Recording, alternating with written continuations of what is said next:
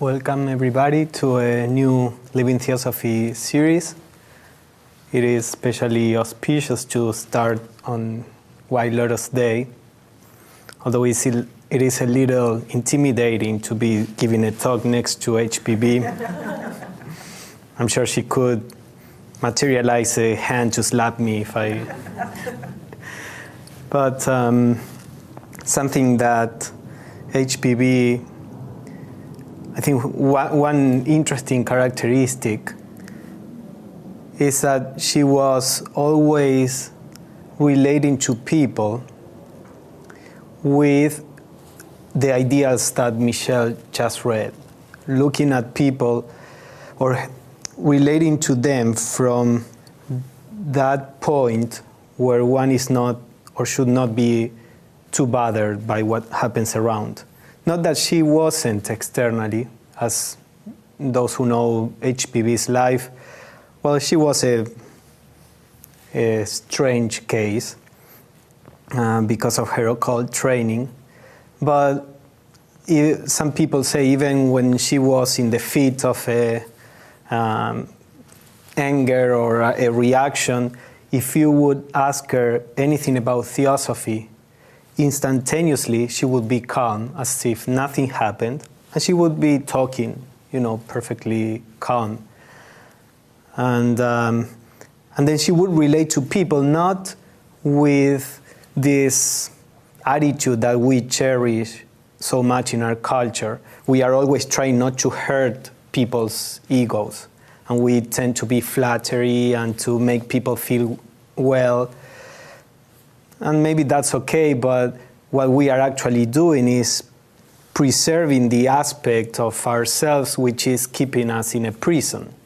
Not that we should be unkind to each other, but that aspect that is constantly defensive is the aspect that, as I said, keep us in a prison. So she would never take care of that aspect of a person, and she would just, say what she had to say without thinking, or will this person be hurt or not, as long as, what she said was true. So it is interesting to see how to live with the ideals that many traditions present is not very easy, especially when we live in a society where we are expected to do things, to relate to things. I remember Radha Burnier, the international president of the Theosophical Society, she said once that she was in a meeting, and then when the lectures were over, she went and sat by herself on a bench, watching nature. They were in a very nice place, and somebody came and said, "What's wrong with you? Are you sad that you are here by yourself, or you are not talking to people?" So we have these ideas that we should be constantly in activity, constantly relating, and there is no room for just silence, contemplation. So as we are going to see during this series, we are going to explore the spiritual path. Many of these things we will actually face these difficulties, and each person chooses how to face them and how to address the problem. Some people, they just don't care if others think that, he or she is introvert or whatever they think. Some other people externally, they are, very relate to everybody, but internally they have the ability to stay more quiet. And there are different approaches, but basically trying to, I remember Jiddu Krishnamurti saying that if we are well adapted to a society that is spiritually sick, then that means that we are sick. So, all these things are just to make us think. We cannot take any of these things to go to an extreme. But, it's to bring some thought on things that we take for granted, or that we may not pause to examine. So today we are going to start with a subject that is very central to theosophy in many aspects. And it was brought to the memory or brought again to the memory of the Western culture by Blavatsky. The idea of what she called Mahatmas, or masters of the wisdom, or adepts. In the East, there was always this concept of, in Hinduism, for example, the rishis, these enlightened people, heroes, not necessarily gods, but saints in the sense of having attained absolute wisdom, or absolute from a human point of view. These rishis would stay in touch with humanity, although they may have died many years ago. They stay in touch with humanity, and sometimes they bring teachings. A yogi or a teacher would say, this rishi came to me either in a dream, or some would say he just materialized and gave me some teachings. In Tibetan Buddhism, they also have this idea of either bodhisattvas or some great teachers that also they would say, these teachings were given to me by Padmasambhava or whoever was a great teacher in the past, and that person either came in a dream or materialized there. Some teachings are said to have been given by the Buddha, not the physical Buddha, but the inner Buddha. The Buddha had died, and yet the Buddha was still giving teachings on the inner plane. So all this is part of the tradition in the East, but not so much in the West. We have the idea that if you are a Christian, that Jesus is somewhere up there, that you can pray to him. There is a sense of relationship, but for the most part, people who say Jesus came and they would be looked at as people who are not necessarily in all their senses. Of course, Mary, I was going to mention, Mary seems to communicate more with people. There are many, or a number of people that say that Mary came. Of course, it is always difficult with the knowledge of theosophy, we know that there are more planes or dimensions, that there are entities on the inner dimensions, and that if the person has a certain sensitivity, entities can appear to that person. Now, these entities may be Mother Mary or may not be at all and just impersonate.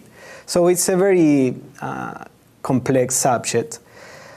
But the main idea is not so much that they can appear to a person, but the idea that they stay, these rishis, these bodhisattvas, they stay in touch with humanity and keep an eye on humanity to help with spiritual teachings.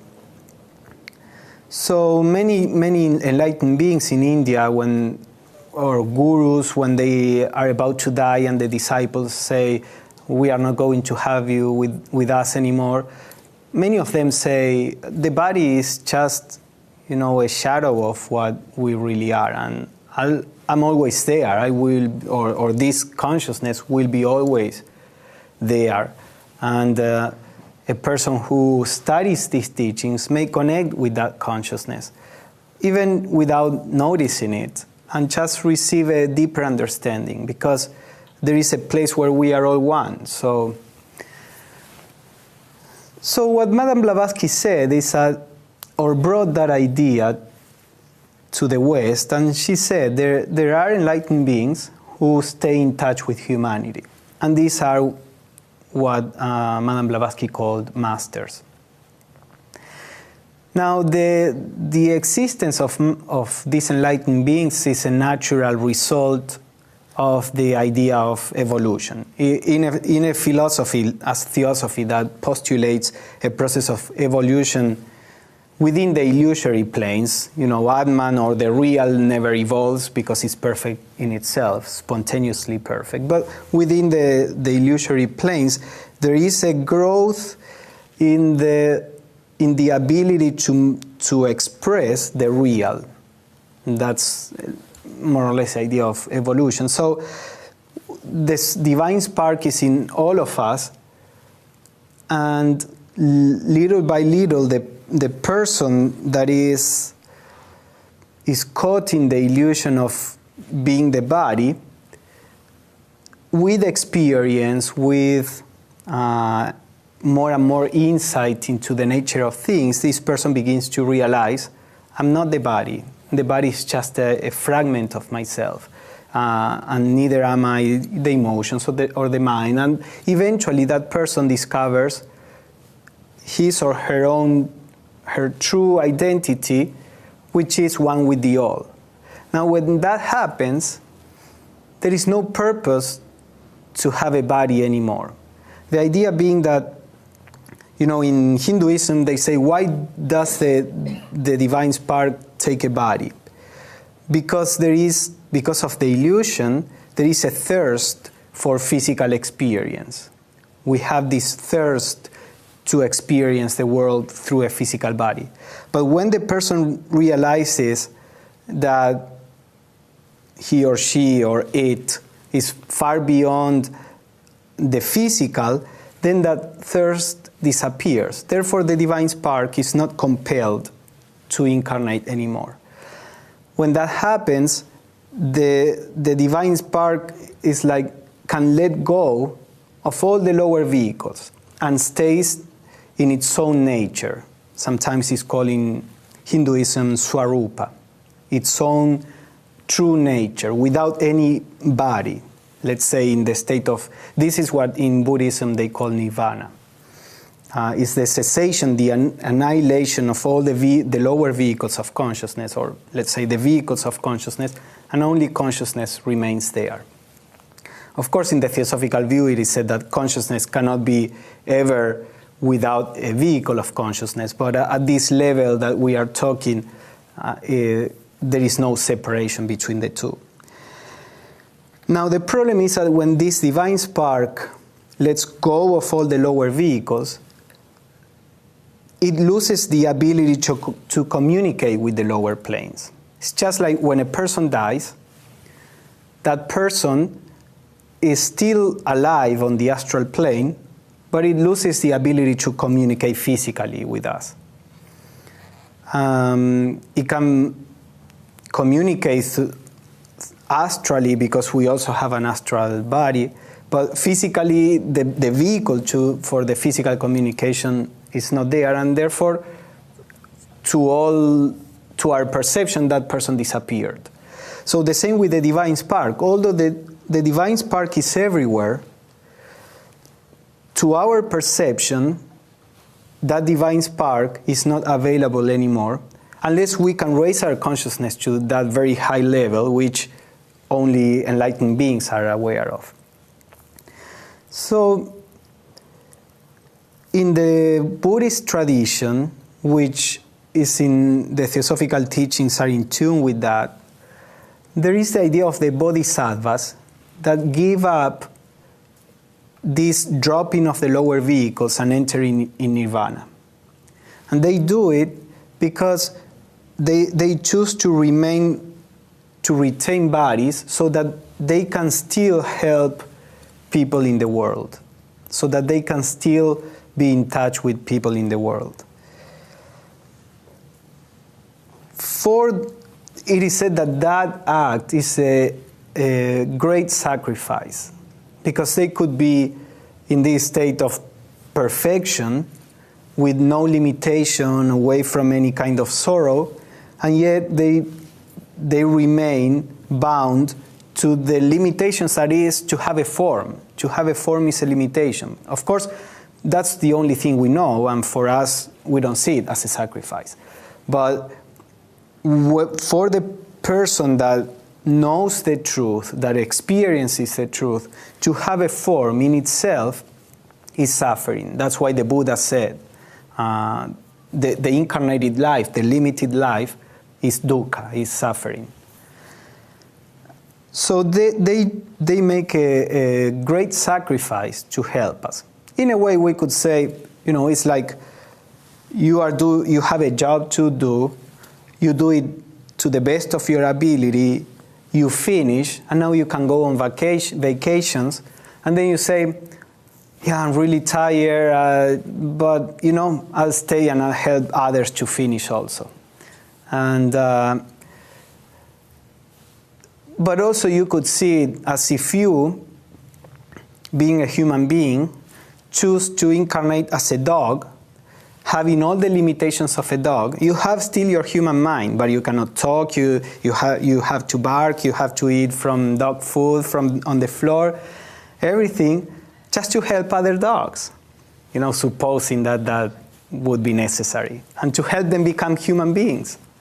So imagine, because I put this example because Blavatsky said the difference between an enlightened being and a human being is similar to the difference between a human being and an animal, because they step into a different kingdom of nature. So they make a huge sacrifice.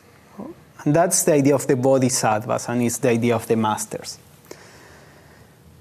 So in the Theosophical view, the masters of wisdom, they retain a physical body. They are subject to be born like any human being, and they are bound to die in that physical body like any human being. They may live longer than human beings because they know how to take care of their bodies. We as a culture have gone from a life of 40 or 50 years to a life of 80, 90 years, just with our knowledge in medicine and all that. While the adepts have also a knowledge of the inner processes of the body, and they are able to extend their lives more.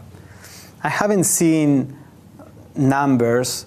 In the Key to Theosophy, the questionnaire that was HPV, but the questionnaire asked the Theosophist that was answering, I heard that they live 1,000 years, and Blavatsky said, no, that's an exaggeration. They don't even live half of it. Well, okay, 500 years is not an exaggeration, or 400. And I remember Jiddu Krishnamurti saying once, if not for all the trips constantly around the world that this body was subjected to, this body could have lived 400 years, he said to a friend. So maybe that's the idea of an adept, how much he could live. But anyway, sooner or later they die, and they have to take another body. And it's not that they have to. They choose to take another body and being born. And then they say every time they incarnate on a body, they have to struggle with that body to tame it, because matter has its own tendencies. And even an adept needs several years to bring the body in complete control. This is even in the stories of enlightened beings like the Buddha. There is always this idea that, for a while he's a normal person until the higher consciousness is able to take over. Now these adepts, although they retain a physical body, their work, the way they help humanity, is mainly on the inner planes. So the idea is that the same way that we have physical parents, and that the physical parents accelerate our course of education, if we are left with no education, we would grow much slower. We would get to know things by experience, but then the growth would be much slower. Because we have a family and parents that take care of us, the growth is accelerated. So in the same way, at the level of the reincarnating soul, the divine spark, as we said, is perfect in itself. But let us talk about three levels: the divine spark, then the reincarnating soul, and then the physical body, or the personality, the body, emotions, and mind. So the masters work at the level of that reincarnating soul to try to accelerate the growth of the... So they are like nurturing the human souls. And in that way, souls can grow faster, just as a child can grow faster if he has parents. Now, we don't know what they do, how they do this. And of course, this is what Blavatsky says in the Key to Theosophy and some other writings. And she says you wouldn't understand how they help unless you know that dimension of reality. Another task or way that they help humanity is from time to time incarnating in a society and trying to promote a movement that will help humanity. Sometimes even on the political field, although I feel that right now it would be very difficult. Cultures go through cycles also, and there are cycles where the people who are in charge are still more idealistic and more spiritual. And then there are cycles that the people who are in charge are very materialistic and selfish. And even if a good person tries to be there, the whole system would prevent you from changing anything. But there are some... It is said in the Theosophical tradition that the French Revolution was the failure of some adepts to try to help on the political field. They were trying to because the masses were being suppressed, by the people with money and with properties, and kings and queens, and they wanted to induce a change, a political change, but then the masses of people reacted with violence, and they went out, cutting the heads of rich people. Something similar happened with Gandhi. He was proposing this non-violence and opposing to the British government by not through violence, but by non-cooperating with the government. So he was standing once in a protest, and the police came and hit him, and he didn't defend himself. But he had a special insight into what the way to change this was. When other people following him were there and the police came and started hitting them, they responded back, and then there was a massacre, and how many people died in India. So it's very difficult. A leader may have a very high insight and ideal, but it's very difficult for the masses to be able to follow that. So it seems that something like that happened and ended up in what we know as the French Revolution. But anyway, the idea is that the adepts try to help, sometimes on the political field, sometimes as on the scientific field. It is said that many of the early scientists that began the scientific revolution were either adepts or disciples of the adepts. But for the most part, they tried to help on the spiritual field, the religious field. So the great teachers, religious teachers that we had in the past in all religions, they were these adepts. In the Theosophical view, I'm sharing the Theosophical view on this. So Shankaracharya or the Buddha or Jesus, or all these teachers were adepts, and they tried to teach, to point out the path to realize the truth, adapted to a particular culture, a particular time, the needs of the time. Now, a third way that they try to help humanity, and that's the one that we are going to focus on in this series, is by training some people that are ready to be trained. Training in what sense? The more free people the world has, the more these free people can help, either on the physical plane or on the inner planes, as we were saying. So it is just like if you are trying to create a school. You may begin being, you are the teacher, and you start teaching kids. And then as the kids graduate, if they can help you, then you can start teaching more kids. So the more teachers you have, the more you can reach and the more you can do.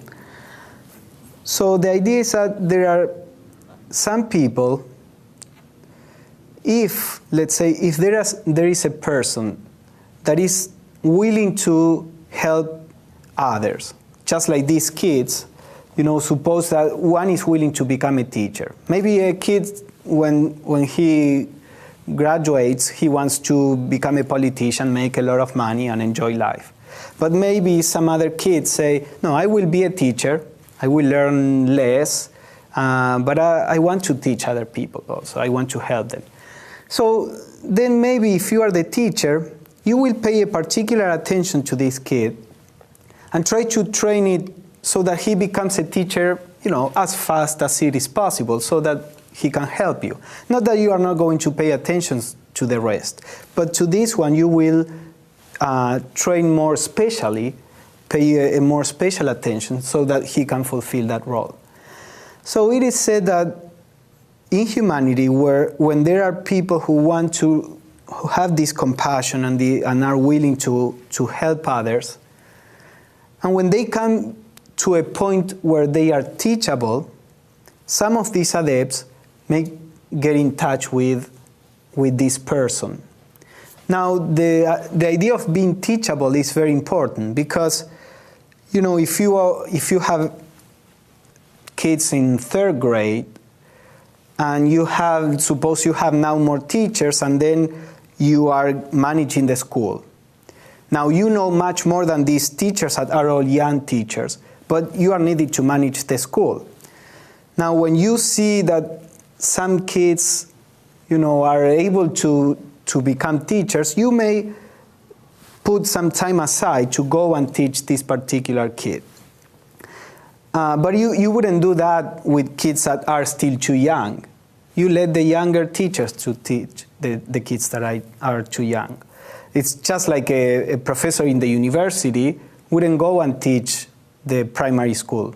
Not because they don't deserve it or they are less human beings than the people in college, just because of a question of just how things work. If you are going to spend that time, a kid wouldn't profit from all your knowledge more than from a regular teacher. So he would teach only those young men or women that are ready to learn more. So that's the idea with the masters. When a person gets to a point that is particularly teachable, that has already learned everything that can be learned through books, through a normal living, through relationships, through personal experience of life, with an earnestness to do the right thing. So when the person went through all that, then if that person is has this willingness to help humanity, a master may begin to help the person. To help the person how? Grow faster. What does it mean? It means that the person will have to face the challenges of life in a more concentrated way. Because when we say the masters are helping a person, we may tend to think, then the masters are going to bestow something on these people, and they are going to be happier and wealthier. And well, it's actually the opposite. Because the training is about learning who you really are. And our problems are because we cling to what we are not. So what typically this involves is that you want to grab there, and there is a stick that hits you in the hand. And you say, oh, you want to grab there, and the hit hits you in the hand. And if you want to grab it again, it will hit you in the head. So that you begin to understand where you have to look, or towards what direction you have to look, and stop wasting time in trying to cling to things that are not real.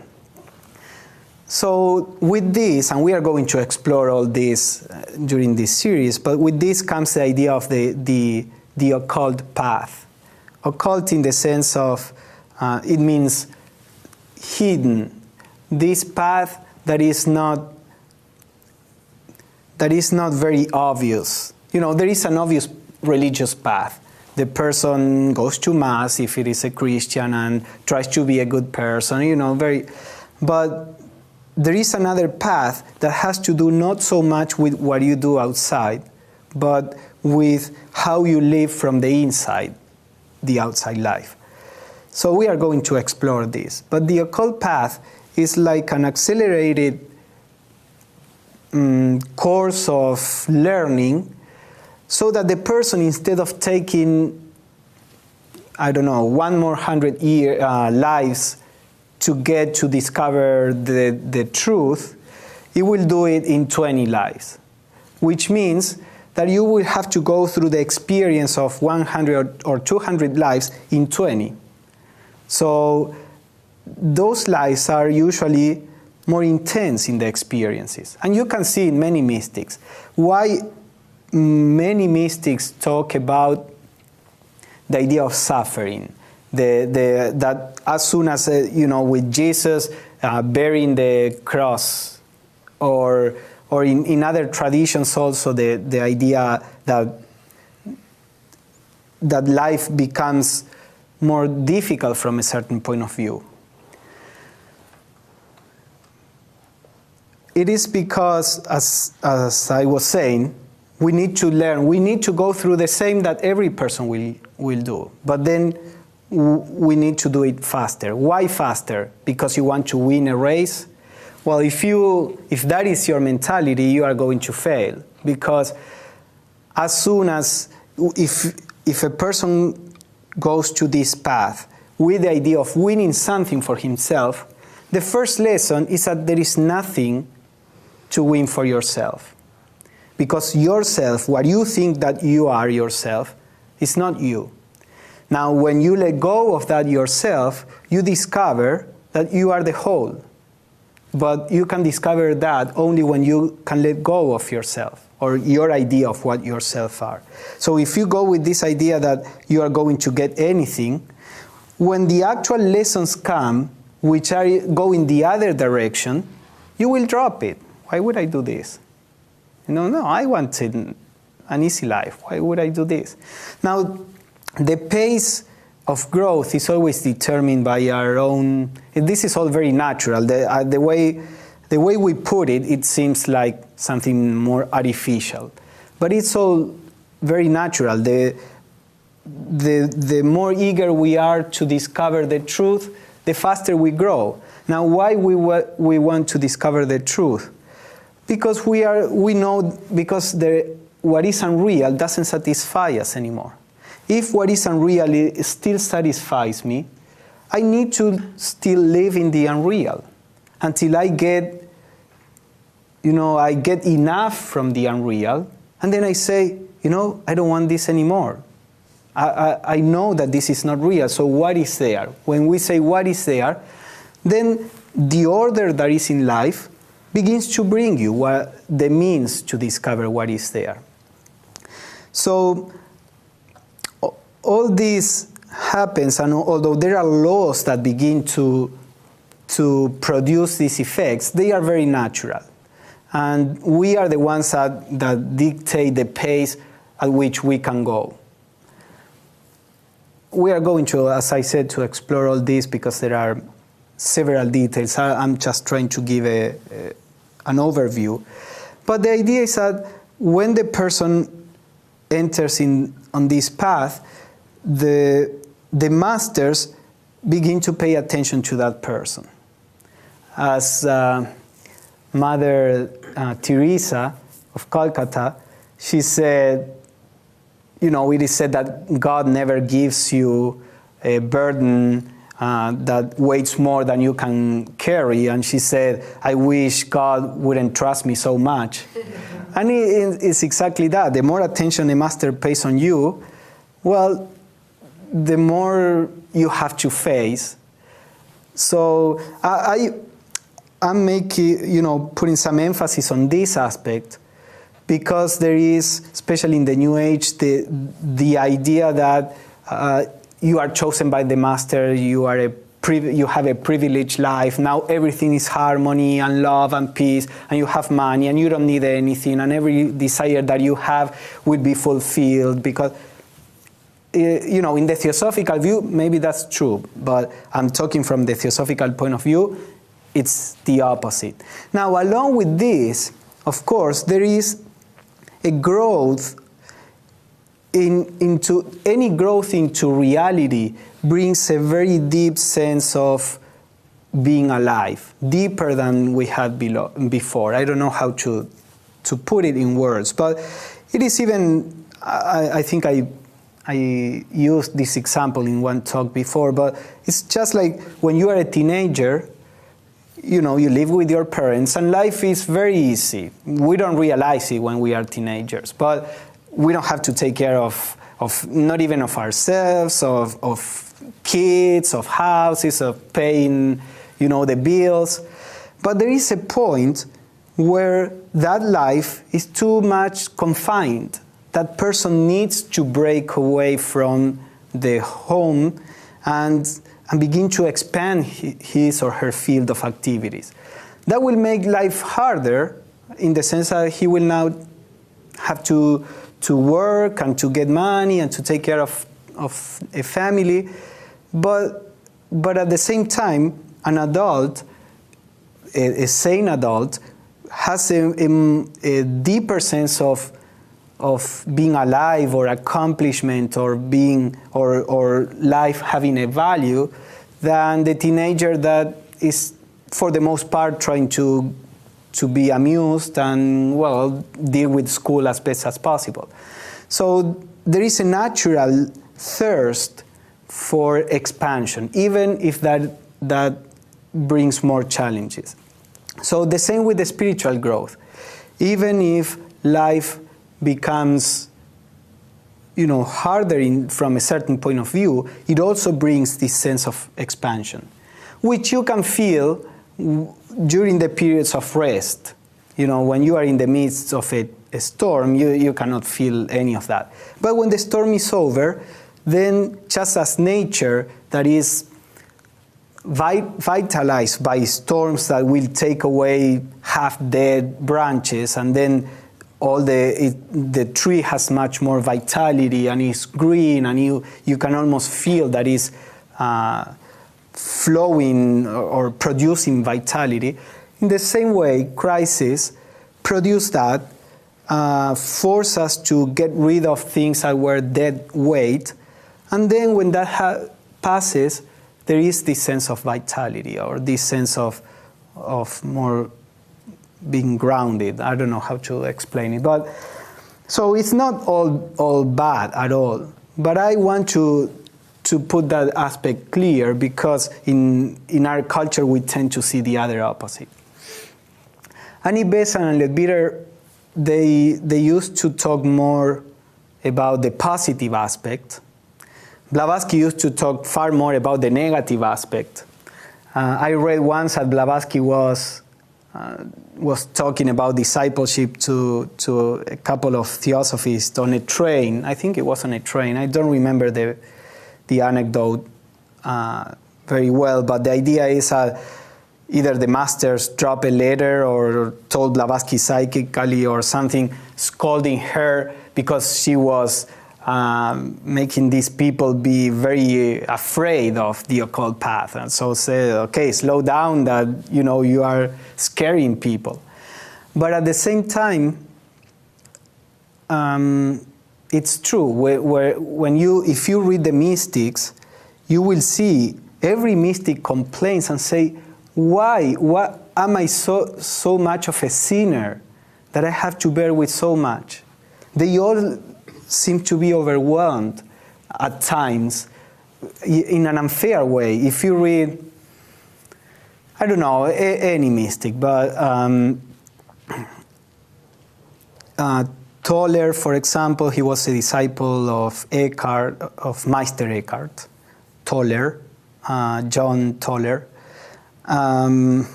He used to, because this idea of suffering as a purifier, he used to torture himself, very harshly.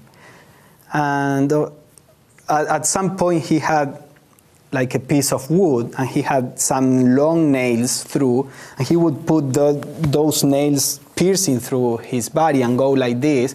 And then one day he fainted because he lost a lot of blood. So when he was recovering on the bed, Jesus appeared and said, okay, I'm happy with all your sacrifice, but you don't need to do it anymore. Stop that. And then he says, after that, and then he had some dreams. I think it was Toller. I may be mixing this part with another mystic, but I think it was him. Had some dreams where he was taught. Yeah, it was Toller. He was taught by like a college, he said, on the inner planes.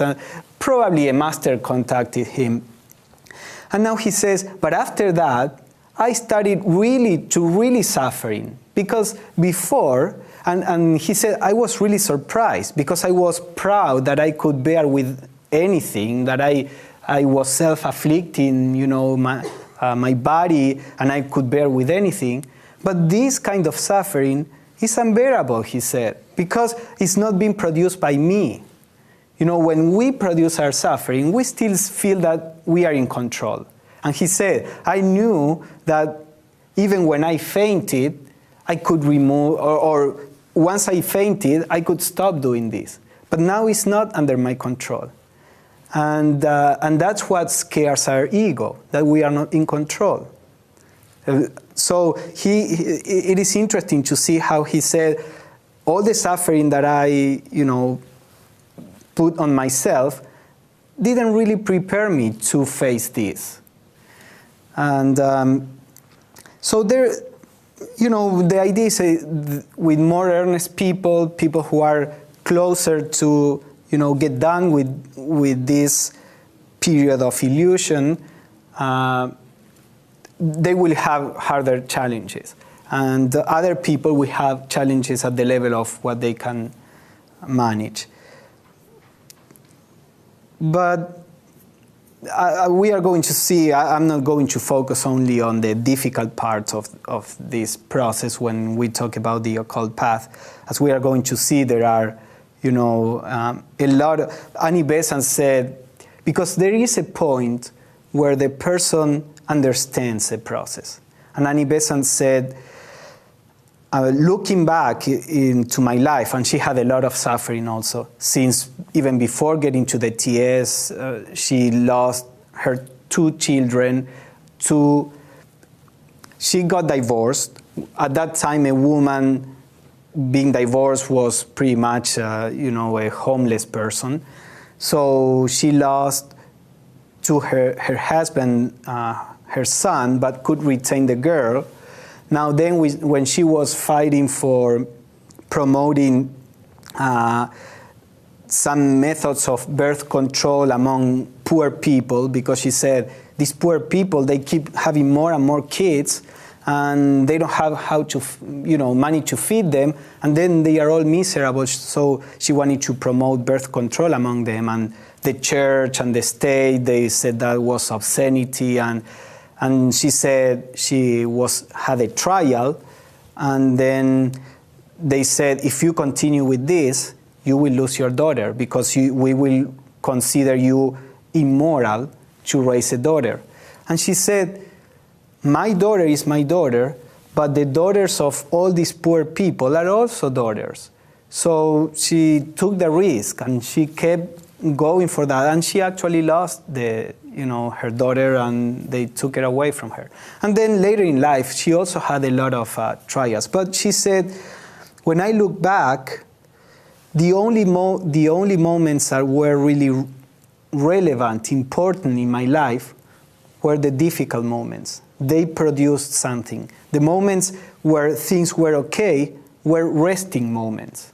And it's okay, we need to rest.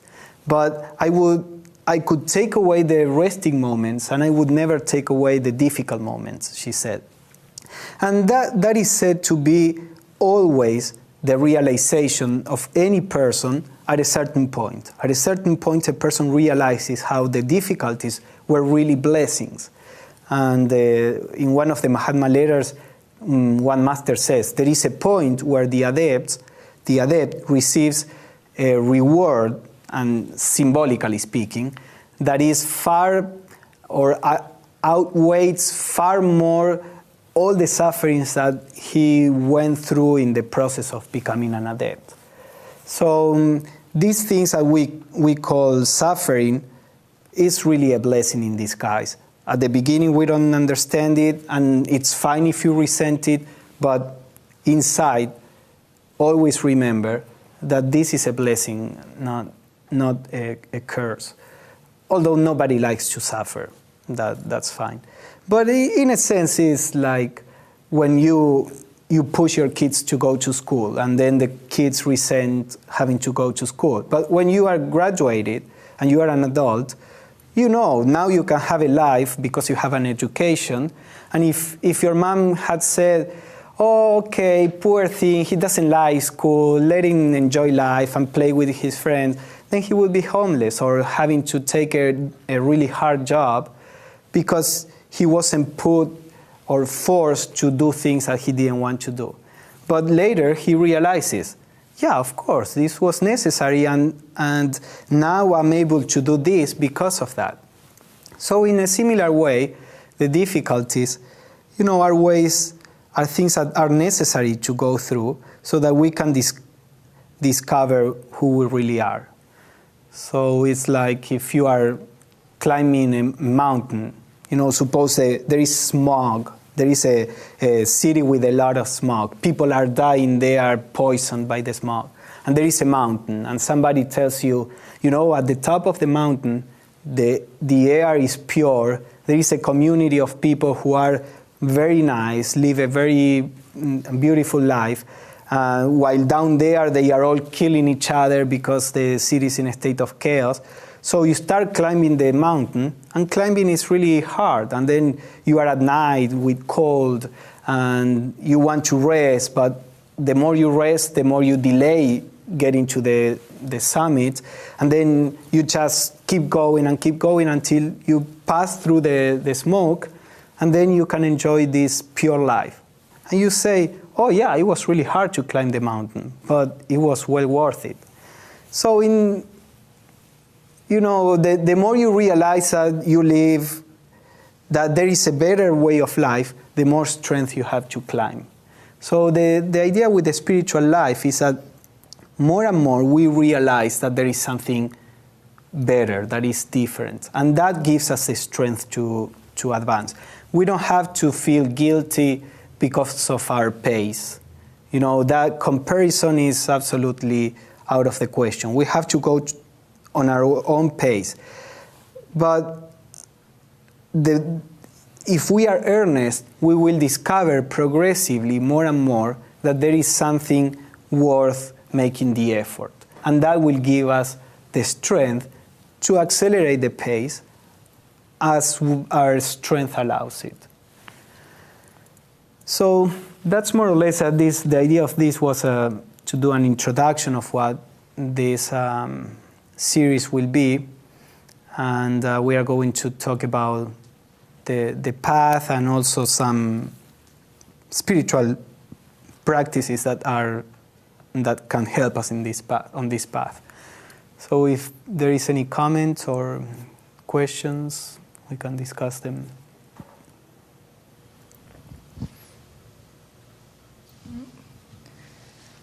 David sent out that article, Divine... Mm-hmm. David Bruce, the secretary, the National Secretary, sent it out. Do you want to read it? Yeah, if you want to read it. Yeah. The Divine Witness by H.P. Blavatsky. You cannot invoke this divine witness, the higher self, with impunity.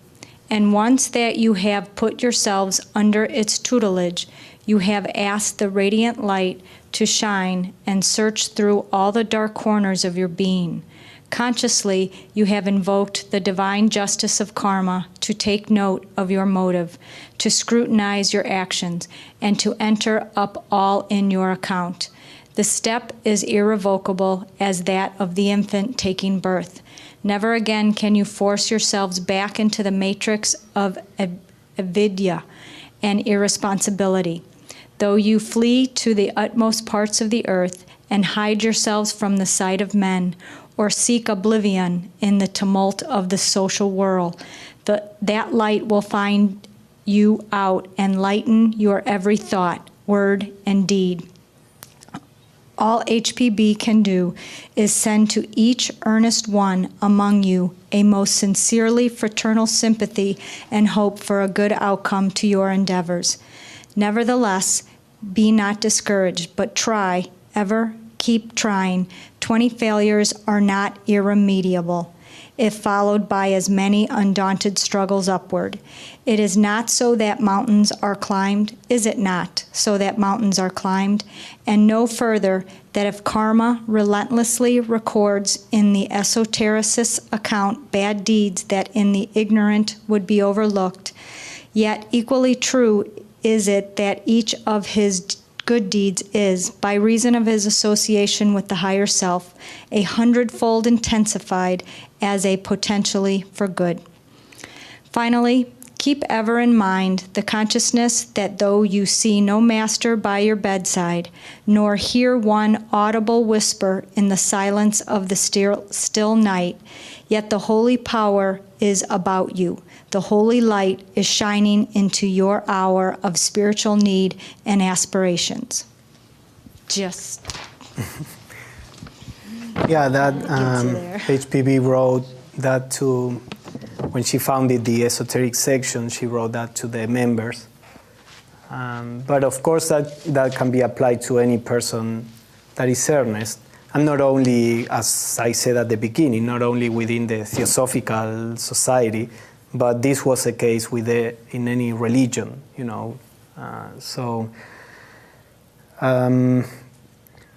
We are going to see all that. I remember in one dialogue, Nisargadatta Maharaj, who was a jnani in India, he was a contemporary sage, and he said, when you start getting in touch with, you know, with the real in you, things may change, the ceiling may fall on you, but if you keep trying, then the sun, you know, will shine or something like that. So this, if you pay attention, this is said in all traditions. I remember when I was young and I was in church that they would say that, you know, as soon as you say, okay, I want to work on this particular flaw, that they would say Satan will hear that and will come on your way and put temptations so that you don't do it, that you don't succeed. Well, from a theosophical point of view, I wouldn't say that is Satan. On the contrary, that person is helping you, or that whoever that is, or the law of karma is helping you, because that's the only way we can overcome something. How can we overcome anything but by facing it, you know?